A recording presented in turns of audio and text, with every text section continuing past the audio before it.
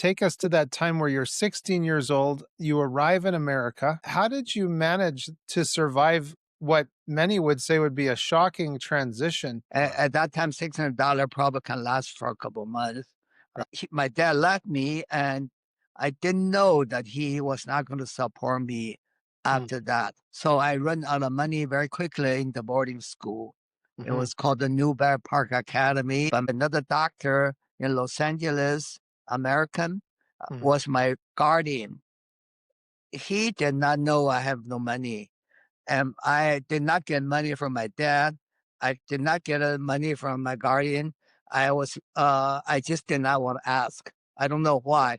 I never asked my dad and never asked my guardian. So I started working in the school part time. Pretty soon I found out there was no way I could make my room and board and tuition. They were paying like 50 cents an hour working as a janitor. So I kind of look around, where can I get a good job? You are listening to the 5 a.m. podcast, and today is your day. Welcome to the 5 a.m. podcast, where we explore the extraordinary journeys and the quest for more. Those people who wake up to own the day and reshape our world. I'm your host, Michael Klassen. Today, we're honored to be joined by a true pioneer in Silicon Valley, Lin Wu. Now, at just 6 years old, Lin was forced to flee mainland China during the Communist Revolution, leaving his mother behind. By 16, he found himself alone in America, a teenager in a foreign land with nothing but determination and grit. What followed was a remarkable journey from survival to innovation. Lin went on to play a pivotal role at Amdahl Corporation, where he helped develop some of the world's fastest mainframe computers, outpacing industry giant IBM. He later founded his own company that was ultimately acquired by Toshiba. But Lin's story transcends technology. As often the only person with his unique experience in the room during those early formative years of Silicon Valley, his experience offers a unique window into both the immigrant journey and the birth of the digital revolution that shapes our lives today. Lin has recently published his memoir, Destination Silicon Valley: From Broom Shop to Supercomputer, which has become an Amazon #1 bestseller in multiple technology and business biography categories. Lin Wu, thank you very much for joining us today. It's an honor to have you on the 5 a.m. podcast. Hi, Michael. Thank you very much. I'm very excited to be here with you. Thank you. Well, your life story begins with leaving China at just 6 years old during the Communist Revolution. Would you mind taking us back to those early memories and how that separation of family really shaped your outlook on life? Well, my dad had three wives at the time. Okay. At that time in China, it's quite customary for a man to have several wives. So I was born by the number two mother, and I had asthma. My dad was a very successful medical doctor. He owns two hospitals, one in Beijing and one in Tianjin. So my own mother, birth mother, was residing in Beijing, where my father moved to Tianjin at his new hospital. And I was moved over there because I had asthma. So I was 5 year old and I stayed there for about a year. My asthma was really, really bad. I had to stay in a obsolete operating room because the air was filtered and was right temperature control. I stayed there basically all the time. And then suddenly my dad came to my room early in the morning and says, we're going to leave Tianjin because communists are coming in. Oh, actually, he didn't even say that. He just said, we're going to leave. So he took me without noticing my own birth mother, and we left China. And then he also took his youngest wife, number three wife, who I call Yi. So it's my Yi, me, and a young girl who they brought along as sort of like my companion. It's just a younger relative, a couple of years older than me. And we left Tianjin, and that was the end of it. I have not seen my mother for 29 years since. And then 29 years later, I returned back to Beijing as a lecturer invited by the Computer Society of Beijing. That's how I got to see my own mother and had a reunion, which is the end of the book.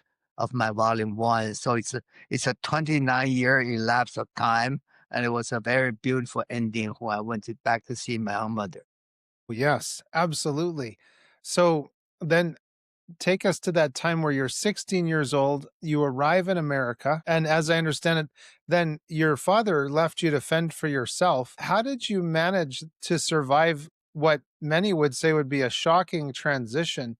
And were there some lessons about self-reliance maybe that you learned during that time? That was a very sudden and shocking experience. My dad was actually quite well to do. He lost a lot of money in China when he went to Taiwan, but he restarted again. So he was financially pretty self sufficient, and then it was become a very famous doctor. When he brought me to USA in Southern California, he gave me $600 in US. At that time, $600 probably can last for a couple of months. Room and board and living. I had a guardian, and my dad left me, and I didn't know that he was not going to support me after that. So I ran out of money very quickly in the boarding school. It was called the Newberry Park Academy.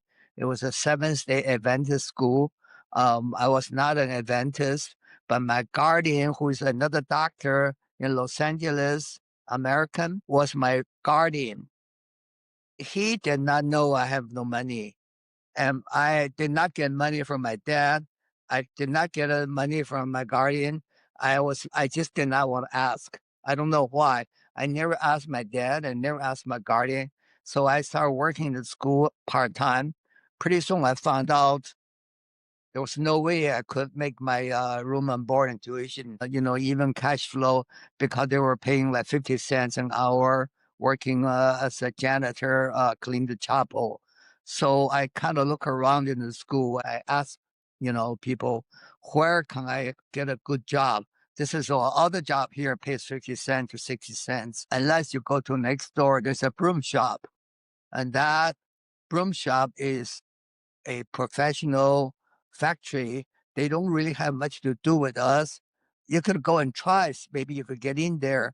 So I went over there and I visited the general manager, Mr. Oster, and asked him for a job. I had no idea what it was all about. And he says, wait, don't hire anybody from the school because you're too young and it's too risky to work with all these machines. I just kind of stayed there and begged him. I really asked him to help me. I said, I cannot survive without it. Just give me any job. Finally, he gave up and says, okay, come tomorrow and start here.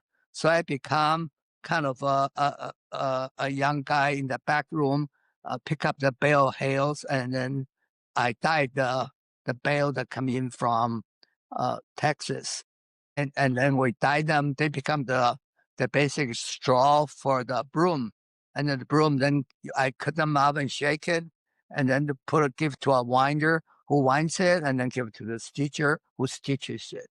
Wow. And then I found out the basic job I had was paying very, very low. It was very dusty and dirty because I was just filled with dirt Yeah. at night. Then I was taking a little Spanish at school. So I found out all the workers there were all from Mexico. They all speak Spanish and they're all grown up men, like 25, 30-year-old. So I found Javier, who's a stitcher, and he would always take a break middle of the day and go have his lunch under the orange tree. So I kind of go over there. Also, I would get an orange peel for him and give it to him and talk to him in broken Spanish. And he got a kick out of that. He says, well, this is Chinese, Chino. You speak a little Spanish? Tell me about you. I says, sure. I start talking about myself. And then he says, well, what are you doing over here? I says, well, I really need to earn the money. Will you teach me how to stitch? And then to my surprise, he said, yes. So every lunchtime, he will teach me how to stitch a broom. And then I learned how to stitch. And when I found out on the blackboard they have an opening, I applied for that job as a stitcher. I got the job. And then my pay, was a piece time. It's not by the hours, how many pieces of broom do you stitch? So I end up stitching very quickly I was earning $2 an hour instead of 50 cents. And that's a very magic number because $2 an hour would enable me to get through school. And I did. So 2 years later, I left the academy and started my college career. Wow. So that's how I started, kind of just Yeah. bootstrap myself. Right. So while you were still doing piecework and doing enough to get what equated to $2 an hour, were you still going to the academy next door? Yes, I was going to school. The school academically was relatively easy. I came through in China. It was a very high level college preparatory school in Taiwan. So I had all the science course, all the math course. So that part was very easy. And the other part I had was religion, American history, and machine shop. And I basically found out doesn't matter how hard I study, I always get a C or D. So I didn't really study that much because I Yeah. just couldn't catch up with other kids. Right. So I had really good grades and I had really bad grades. Yeah. But I graduated and I also was pretty much on the top 1/3. Wow. And so was there anything from the machine shop that you were learning at the academy that helped you at the broom factory? Actually, I quit the machine shop. You did. It did not. It was actually auto mechanic shop. I didn't know the English system because they were all English, the inches and I was more used to centimeters and Right. metric system. I was scared when working with the kids. Everybody was getting on the automobile. They know, what the Mhm. wheels look like, what a brake Yeah. look like. I had no idea about automobiles. I had no idea about the tools. So Right. I dropped that and I went to take Spanish instead. Wow. And And that that was a good decision. very good decision. I guess the good Lord was smiling down on you saying, "You need to learn some Spanish, son." Now, then I wanna ask you then about your educational journey that you were able to go to Columbia University. Can you talk a little bit about maybe finding that university that you could get into, and how did you decide on the courses that you were gonna take? Well, when I come from Taiwan, all the high school kids there were talking about they either study medicine or they study engineering. And I didn't really want to study medicine. So I would say by default, I would study engineering. I wasn't sure if I really was cut out to be an engineer. But then when I got to Newberry Park Academy, I liked science. And I said, maybe I should go into engineering. So my dream was to go to Princeton University. That was my all-time dream ever. And I was thinking about going to Princeton, beautiful campus, studying the Stone Library, and with Einstein there teaching his theory, relativity, and I was just so inspired. I dream about it every day. And then I applied actually to Princeton by myself. There's nobody from the school wants to Mm, go there. They all are Seventh-day Adventists. They yeah, want to go to Loma Linda Medical School. That's a track. You stay in yeah. Seventh Ah, Adventist yes, High okay. School, La Sierra College, Loma Linda Medical. And I didn't want to stay in that track at all. I had no advisor in school who encouraged me to go anywhere else or help me. I just decided that's what I want to go. I want to go to Princeton. So I interviewed at Princeton. They sent someone to my school, a very nice man, spent a couple hours with me. But when they looked through my grades and my English was so poor at the time, my SAT was poor on my English. I think I only scored 400 points. Wow, okay. So I didn't accept it. So it was a big shattering. So then I applied to Drexel Institute of Technology. It's located in Philadelphia. That is more like a mid-Atlantic coast technology school. It's not like the top tier like Ivy League or Berkeley, UC, but it's still a good school. I applied and I got in. And I was there for 3 years. I was with a co-op program. You study 6 months and I go to work for 6 months. I work for Eastman Kodak in the summer and the winter, and then go back in the spring to study. After 3 years, my grades really went up. I had a really nice study partner, Steve. He and I studied together, and we're just a wonderful time together as a student, which is study, study, and study. And I work also as a waiter in the girls' dormitory and able to feed myself. And then I apply again to Columbia. And well, long and behold, the interview went really well. The interview person looked at my transcript. He says, I don't think I will have any problem getting you. I would love to have you here. So a week later, I got a letter that says, welcome to Columbia's, the class of 65. That's how I got in there. That's impressive. And so then in the title of your memoir is Destination Silicon Valley from Broom Shop to Supercomputer. And it's an extraordinary transition that you had through those years. Was there times while you were at Drexel or Columbia where you thought back to your experiences with Javier and the broom shop that you might have been thankful for, and you saw how you'd been prepared for higher education? I think there were a lot of decision points in my life, when things come along, I have to be ready, but also I have to know what I want to do. So when I was at the broom shop, there was a gentleman who really helped me, Mr. Oster, who gave me the job. And I worked hard. I got through.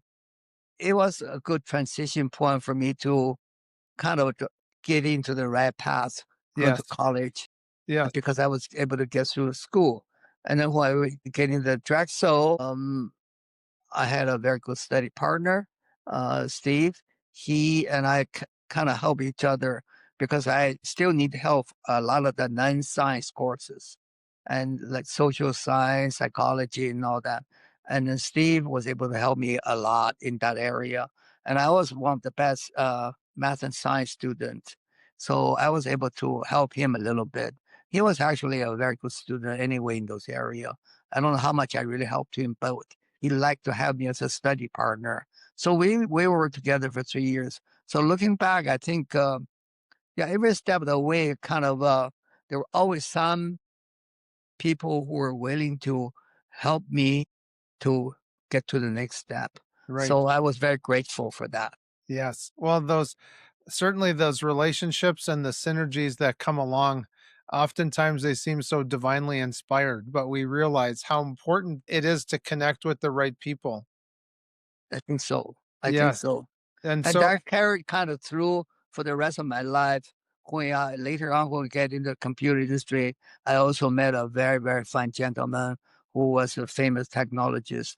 And somehow I link up together. He become my mentor. So my career blossomed because he really kind of just really want to pull me ahead. thanks for watching the show. Just a reminder that you can get all of our resources, other episodes, and read our blog posts at 5ampodcast.com. 5am Podcast is brought to you in part by mkci.ca, a certified member of the Autodesk Developer Network. MKCI helps companies maximize their AutoCAD, Inventor, Navisworks, and other design software investments. Their innovative products like the CommandSys script editor and the Clash Management Suite will streamline your workflow and boost your productivity.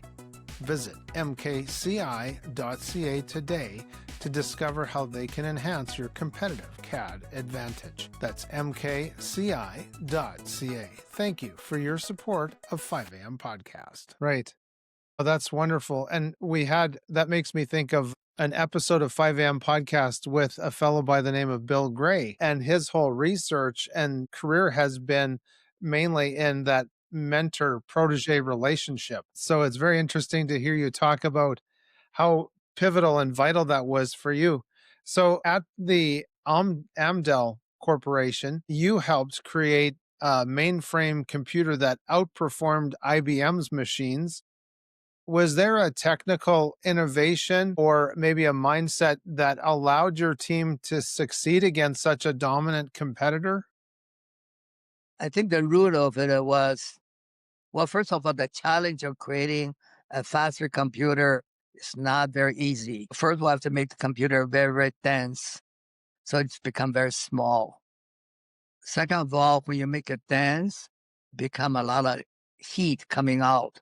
So a lot of time they immerse it into liquid nitrogen to keep it cool. But once you put a computer in liquid nitrogen, it's very hard to service it. You can observe it, you can service it. It's just hard. And a large mainframe is so many connections. It's really not possible. What happened was that there was a team of people in IBM who were working on a future machine called Advanced Computer Systems. That was prior to the beginning of the Amdahl computer. And that project was managed by Dr. Jim Amdahl when he was with IBM. So he had several very high level technologists who were working on it.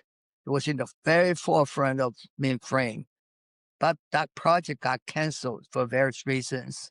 I think one of the reasons was because the goal was too hard. They just couldn't make it. It was still liquid cool and all that. So Jim Amdahl left IBM to form his own company, and he named it Amdahl Corporation. And he brought the technology people with him, at least the one that he worked with very comfortably. One of them was Fred Bulow. And later on, I was hired out of, I was also working for IBM, but at the East Coast in the component division, I was one of the early guys design semiconductor. So I was writing really in the caves of IBM. We really knew what we were doing. I was in the formidable years.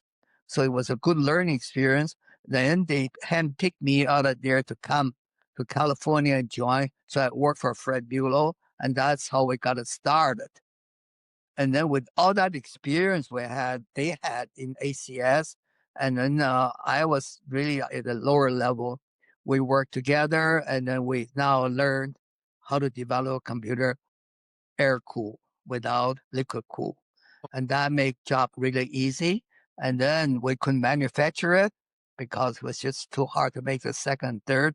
We had to work with Fujitsu in Japan to become a partner.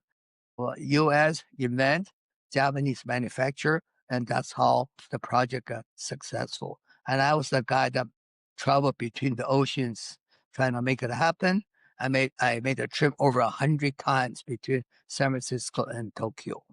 And it was such a beautiful memory when I think back. I wanted to ask you about the superconductors in those early years. Was there times maybe where you thought you were getting a breakthrough, but it didn't? It maybe felt more like a setback. Maybe there were some pivotal moments in your research and work with superconductors that felt like a setback, but they were actually maybe compelling you forward. We really didn't get to work with supercomputer. I think we were really, uh, directly competing with IBM mainframe, which has 70% of the market. So we were after commercial market, and the circuit technology we use were still the state of the art regular semiconductor, and that worked for us. And we figure out how to cool it, how to connect it, to make sure that it doesn't have any noise, and be able to handle the power. So it was not a supercomputer like the sense of Seymour Cray, who built a very special scientific computer, and he still had to do liquid cool and all that. We did not get involved with that. Well, it's always so fascinating about the technology. And I was thinking as I was preparing for our conversation about Arthur C. Clarke, and he had that his third law, which states any sufficiently advanced technology is indistinguishable from magic. And I was wondering if there was times where sometimes you felt like you were creating magic and instead of just technology. Well, the first chip that we had to create was a very complicated chip, and we didn't know whether it's going to work or not. It was one of the earliest bipolar semiconductor that we designed that has 4 watts, so it's very very hot. And who and then when you design, we have to do the mask, and we have to send it into the fab. It takes 3 months before it comes back. So when that first chip come back, we have to put electrical signals on the one side and look for the right signal on the right. And that moment of seeing it was just like magic. Yeah. didn't know whether it's going to work or not, but turned out that first chip did work. So that was the beginning of the very high density bipolar logic that enabled us to design a very high power, fast computer. And the computer we shipped to NASA was 32 nanosecond. That was a nanosecond is 1 billionth of a second. So that was a 32 nanosecond cycle time. And IBM was delivering 80 nanosecond. So we were 2.5 times faster. But if the CPU runs 2.5 faster, it doesn't mean the mainframe runs 2.5 faster. It runs many, many more times than that. So that's how we were beating IBM to the punch. What did this discovery of speed then do for continued or future innovations in your career? That's a very interesting question. It had a lot to do with my career because I knew everything about this so-called ECL bipolar technology at that time. However, too hot. If you want to put a more density into there, you want to go to a 500 circuits to a 5,000, make it. That's when the invention of CMOS come along, MOS technology. MOS technology is a voltage operated device where the bipolar was operated with a current device. They're totally different. The MOS device is what we use now in the iPhone. We can put millions and millions of them on one chip and still doesn't heat up. In fact, we use a CMOS, which we call complementary MOS. That means there is a P and N junction stacked together. So to make it even less heat, you only produce heat a little bit when you switch a particular gate. The rest of it, they don't really have to be, they're all, they're all cold. So you won't have a very, very large circuit. So during my career, at the end of MDOL, the bipolar technology was dying. We have to jump into an MOS technology. And then it transitioned into a CMOS technology. And I later on founded a company called Integrated CMOS Technology, and we built the CMOS chip. And eventually our company was acquired by Toshiba. And what was it that made your company attractive to Toshiba? Testing. When we build a chip so large, if something goes wrong in the machine, we don't know how to find it.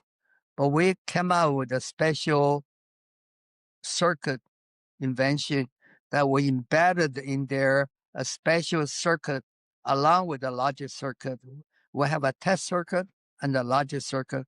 They were tied together. The logic circuit does work, but the test circuit just to observe. And then when we do that in a synchronous way at different cycles, we can clock it. Every time an error is found, we can look back at the tape and see which cycle did that occur, so we knew what went wrong. And that made our chip very special because you can debug the machine, you can test the machine, you can observe the machine, and you once in the field, you can repair the machine. So that become a very attractive feature, especially if people want to have a computer that's non-stop or non-fail, very reliable. They're willing to pay for that technology. And we were the inventor of that. We had the patent for that. And so how did that particular invention come about? It has always been floating around in the industry. It has always been in IBM as well, but nobody really put that into a chip in a very formal way. The interconnects is very complicated. There's a special circuit that involve, I guess, there are probably four gates interconnected. That four gate is really the heart of this particular logic design. So at AMDAL, we kind of start using that, and then eventually we carry that along. That's fascinating. And so what were the computer languages at this time, this early part of your career? We were very fortunate that all the machines we built were IBM compatible. So we didn't have to deal with that.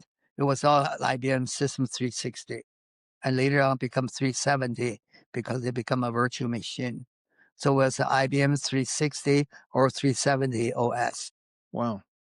And so when you look at what Apple has been able to do with their chips and their programming, do you see that as kind of uh, extrapolation or a next generation of what IBM was able to do with 360 and 370? It's basically a semiconductor.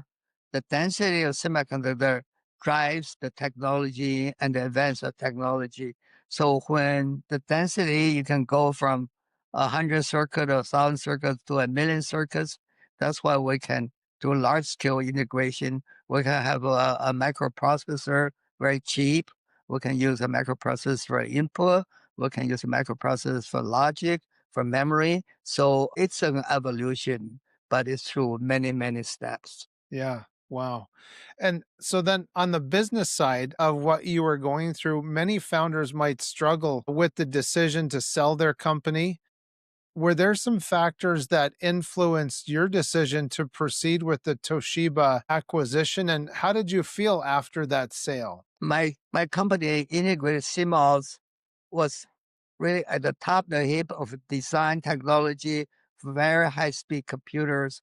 We had some really good investors, venture capital people in our company, and we also had some very good customer base. One of them, the largest one, was Apollo Computers. That was in 1990.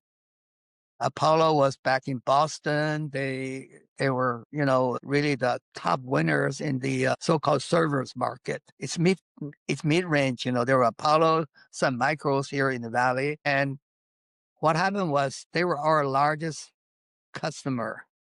And I had a lot of venture capital people watching the growth of the company. And then one day we found out Apollo was acquired by Hewlett Packard. When that happened, Hewlett Packard says, we don't need to buy chips from Lin Wu's company. We can make it our own here in Oregon, in the Corvallis place. So we lost our big customer and our venture capital people in the firm.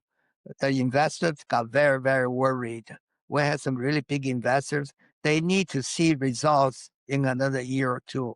And they says, well, this is going to delay the company will eventually might go public. And they says, if we could sell the company, we should sell it. And the Toshiba, I already had them invest in the company. They already had 20% at the time. So it was just a good match. So I was encouraged to work with Toshiba. I knew the right people. So we sold the company. Wow. Now, throughout your career, it sounds to me like you've balanced maybe some traditional Chinese values within America's entrepreneurial culture. Were there some moments where your value systems might have conflicted with those around you? I think so. I think sometimes the Chinese are too polite Hmm. and they don't like to say very much. They're very quiet. I said they, I really could be me. Yes. So a lot of times we say "客气." We don't say. The thing is, if I don't say it, people don't really know. Yes. Right.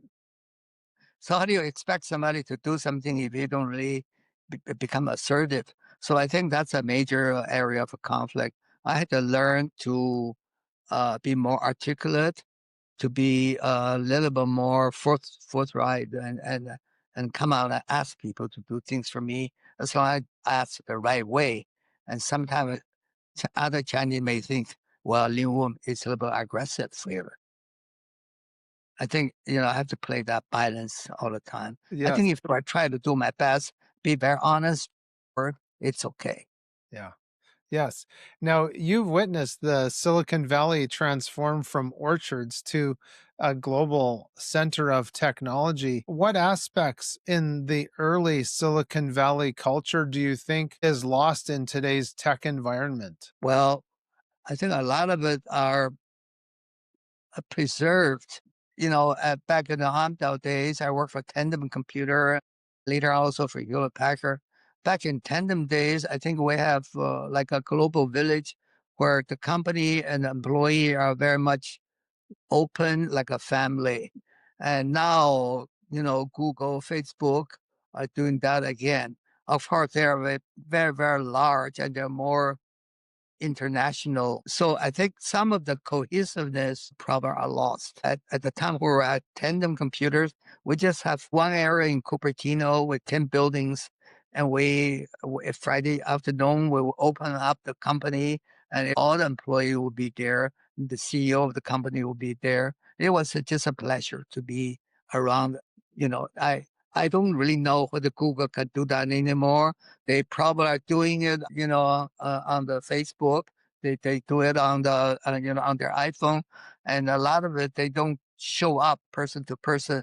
So the part of not showing up and doing things on remote, I personally feel that something's lost. Yeah. Yeah, that being able to connect. And I know even in my earlier years in broadcasting of working with someone who might have been in Los Angeles and I was near Vancouver, being able to take those trips down to actually meet in the flesh was so much better than meeting online. And so those relationships are very critical. And in your memoir, you explore that complex relationship with your father. How did that relationship influence your leadership style and your approach to mentoring other people? Not a lot because my dad was a very quiet person. He was a good doctor and a scholar. He doesn't really want to work with people as much, but he's also very sociable. It's my dad is a dichotomy. I couldn't still figure him out because sometimes he can be very, very sociable, other times he can be very much alone. I was never with my dad that much. Yeah. So when you look at today's generation of entrepreneurs and technologists, particularly maybe with immigrant backgrounds, do you think that there's some misconceptions about what it takes to succeed? That happens all the time. I think the immigrants, they're very, very smart and to be able to come over here to this country, they're usually top 5, 10%. Otherwise, they won't be here. They either are well educated or from a good family or they're very able, but they have language problems. Immigrant cannot speak language the way we do here. And immigrant look different and immigrant have different cultural habits. So all those kind of push them into a separate category. And it's even conversation, I think it's not possible to really integrate completely. That's just life. After achieving the remarkable success that you've had in technology and business, what do you consider your most meaningful legacy? Well, I think I have a lot of gratitude for people in general. I think I had good people all over my life at different points. When things are tough, they were always there to help me. I had the person in the broom shop to help me, Mr. Oster, give me the job. I had a good study partner who got me through school with good grades so I can get into an Ivy League, fulfill my dreams. I had I met my wife who become a lifelong partner, who become my advisor and companion. And she always gave me the straight answer, but being very supportive. And then I had Fred Bulow, who was a technologist who taught me everything he knew. And then when I started my own company, I had this guy, Ray William, came along and he said, I've been following you for quite a while. He's a seed money man. He wrote the first check. So am I lucky? Yes, I think so. But I was there. I was right time. And I think my legacy is that I feel like I had a lot of good people who were very good to me. I'm just very grateful about that. Yeah. Yeah. So do you still feel there's some unfinished parts of your journey? Yeah, well, my book only covers 29 years of my life. So I am writing a volume 2. In fact, part of it is already being audio taped now. So that's my next 20 years. It's mostly when I was really operating as a vice president and CEO level. And I haven't written much of that story yet. I want to put that. That's good. Now, just as we're wrapping up, we've talked about all the different connections and the people that God brought into your life, the serendipitous opportunities of meeting people. But I would love to, if you wouldn't mind, just touching on those moments of being able to find your mother and meet with your mother. I didn't see her for 29 years. I left her when she when I was 6 years old. And my mother is a very small person, very gentle, very quiet, and she is just also very forgiving kind of a person. So when I went back to see her, she's already an old lady, but she still smiles. She's still very kind, and she forget a lot about the bitterness. And without much ado, she just starts saying, "What do you want to eat? Let me cook for you. Let's figure out, well, we're going to enjoy your 2 weeks here." So that relaxes me a lot. And I asked her if I could invite her and move her to the United States. I had a sister there also, a younger sister that stayed behind, and she got married and she has a son. So my mother says, "No, I think I'm too used to live in the Hutong. I'm just too old. Com- I'm very comfortable here. But you'll come here and visit me when you can. But don't make it too hard. But in the meantime, you can call on the phone or you can write to me." And she never came. Well, the lesson I learned was my mother was very accepting of life. She accepted everything that went along. She was not bitter. She didn't complain about my dad leaving her behind. And she was always very open arm and warm, and told me and my dad, "Come back when you guys are ready to visit me. And I love you guys all." Well, that's a powerful way to end off the episode with the love of a mother's heart. That's very powerful. Lynn, thank you so much for joining me for an episode of 5am Podcast. Thank you, Michael. Yes, it was wonderful to have you on. And for our listeners, if you want to dive deeper into Lynn's remarkable story, I highly recommend his memoir. It's entitled Destination Silicon Valley from Broom Shop to Supercomputer. It provides not just a window into the early days of computing innovation, but a deeply human story about family identity, the pursuit of excellence across cultures, and you can find it on Amazon. This has been 5am Podcast. I'm Michael Claassen. I want to thank Lin Wu for sharing his journey with us. Until next time, keep rising early, keep dreaming big, seize your day, and enjoy those sunrises and sunsets and all those beautiful adventures in between. Thanks for watching the show. Just a reminder that you can get all of our resources, other episodes, and read our blog posts at 5ampodcast.com. 5am Podcast is brought to you in part by mkci.ca, a certified member of the Autodesk Developer Network. MKCI helps companies maximize their AutoCAD, Inventor, Navisworks, and other design software investments. Their innovative products like the CommandSys script editor and the Clash Management Suite will streamline your workflow and boost your productivity. Visit mkci.ca today to discover how they can enhance your competitive CAD advantage. That's mkci.ca. Thank you for your support of 5am Podcast.